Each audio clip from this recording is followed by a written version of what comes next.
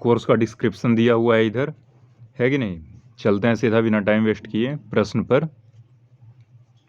सबसे पहला प्रश्न है, राष्ट्रपति को क्षमादान करने की शक्ति संविधान के किस अनुच्छेद के तहत प्राप्त है? इसका जवाब देखते हैं क्या है। अनुच्छेद 72 के द्वारा राष्ट्रपति को क्षमादान की शक्ति दी गई है। अगला प्रश्न देखते हैं क्या है। कथक नृत्य कहाँ का लोक नृत्य है ना। दो तरह का नृत्य होता है, शास्त्रीय नृत्य और लोक नृत्य, है कि नहीं। तो देख लेते हैं कहाँ का नृत्य है ये उत्तर प्रदेश का नृत्य है। ठीक है, अगला सवाल देखते हैं क्या है।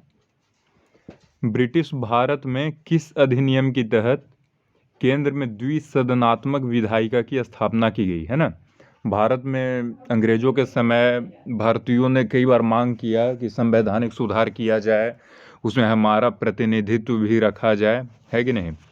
तो यही एक संविधानात्मक सुधार, संवैधानिक सुधार के अंतर्गत उठाया हुआ कदम था, तो वही बताना है। तो ये इसका जवाब देख लेते हैं क्या है। इसका जवाब है 1919 ईस्वी का भारत शासन अधिनियम के तहत। ठीक है, ये सब याद रखना है ना। प्रश्न ऐसे पूछता है यूपीएससी वगैरह में पूछेगा 1919 के भारत शासन अधिनियम के तहत क्या क्या किया गया था, है ना। 2-3 ऑप्शन देगा, हो सकता है 2 सही हो 3 सही हो, ऐसे ही पूछता है उसमें। ठीक है, अगला प्रश्न है, भारत में बंगाल का पहला ब्रिटिश गवर्नर कौन था, है ना। इसका जवाब क्या है। इसका जवाब है रॉबर्ट क्लाइव था, है ना। जैसे वारेन हेस्टिंग्स अगर मन में आया होगा तो गलत है ना। वारेन हेस्टिंग्स पहला वो गवर्नर जनरल था बंगाल का, ठीक है, जो कि 1773 के रेगुलेटिंग एक्ट के बाद बनना शुरू हुआ था, है ना। ये जो गवर्नर था, पहले तीनों प्रेसिडेंसी में गवर्नर ही हुआ करता था, बंगाल, बम्बई और मद्रास में तीनों में गवर्नर ही हुआ करता था। 1773 का जो रेगुलेटिंग एक्ट था उसके तहत बंगाल के गवर्नर को गवर्नर जनरल बना दिया गया था, ठीक है, और ये दोनों को उसके अंडर रख दिया गया था। ठीक है, तो वही है, 1757 में पहली बार गवर्नर बना था और 1765 में दूसरी बार। ठीक है, अगला सवाल देखते हैं क्या है। सबसे हल्का तत्व क्या है। 90% लोगों को इसका आइडिया होगा। इसका उत्तर है सबसे हल्का तत्व हाइड्रोजन है, यह अति ज्वलनशील होता है। ठीक है, अगला सवाल देखते हैं क्या है। सूतकांगेडोर एक हड़प्पा सभ्यता का स्थल है जो सबसे पश्चिम में स्थित है। ये जो सूतकांगेडोर था किस नदी के तट पर स्थित है ना। ये हड़प्पा का लगभग जितना भी स्थल है वो सबका लोकेशन के बारे में पता होना चाहिए, है ना। तो इसका जवाब देख लेते हैं क्या है। दास्क नदी के तट पर स्थित था, है ना। अगला सवाल देखते हैं क्या है। भारतीय समाचार पत्रों के मुक्तिदाता की संज्ञा किसे दी गई। इसका जवाब देख लेते हैं क्या है।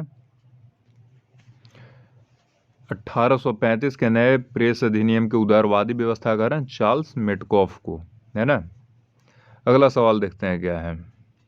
अब 1835 का प्रेस अधिनियम क्या था इसके बारे में भी पता होना चाहिए, क्या क्या मतलब उसका विशेषता था, इंडियन प्रेस के लिए उसने क्या क्या मतलब बढ़िया वाला तरीका अपनाया, बढ़िया उदारवादी व्यवस्था किया, है ना। ये सब पता होना चाहिए और ये सब कुछ इस सीरीज में कवर किया जाएगा। ठीक है, अगला सवाल देखते हैं क्या है।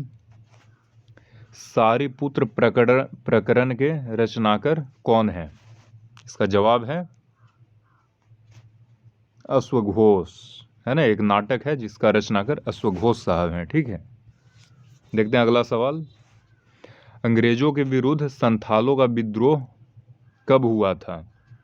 इसका जवाब है संथाल विद्रोह, है ना, पढ़ना है। संथाल विद्रोह कई बार हुआ था ये सब, तो आदिवासी विद्रोह में पढ़ना है ना, सब कुछ कवर करेंगे।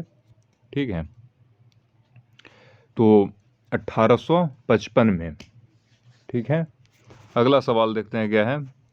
शहद का प्रमुख घटक क्या है, यानी कि शहद किस किस चीज से मिलकर बनता है ना। नहीं, इसका है विद्यार्थी खुद से जवाब देने की कोशिश करें, जवाब देने की कोशिश कीजिए, है कि नहीं। ये सामान्य विज्ञान का प्रश्न टाइप है ये, है ना। फिर से, यदि 8 या इससे ज़्यादा कर रहे हैं तो सही है, अन्यथा बहुत अधिक मेहनत करने की ज़रूरत है।